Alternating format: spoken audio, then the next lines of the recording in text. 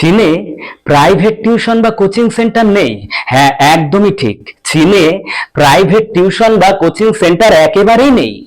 যেখানে ভারতের প্রতিটা রাজ্যের প্রতিটা স্টুডেন্ট শুধুমাত্র প্রাইভেট টিউশন আর কোচিং সেন্টারের উপরে নির্ভর করেই ভবিষ্যৎ গড়ে তোলে, সেখানে চীনে প্রাইভেট টিউশন বা কোচিং সেন্টারের কোনো প্রয়োজনই পড়ে না। কারণ চীনের সরকারি স্কুলগুলোতে ধনী আর দরিদ্রের জন্য গরিবদের জন্য সমান উন্নত মানের শিক্ষার ব্যবস্থা করা হয়। আর এখানে আমাদের ভারতে জন্ম নিলে ভোট দেওয়ার জন্য তুমি সমান অধিকার পাবে। কিন্তু শিক্ষার জন্য সমান অধিকার পাবে না। যদি তুমি গরিব হয়ে জন্ম নাও, তোমার জন্য নিম্নমানের শিক্ষার ব্যবস্থা, আর যদি তুমি ধনী হয়ে জন্ম নাও, তাহলে তোমার জন্য উচ্চমানের শিক্ষার বন্দোবস্ত রয়েছে।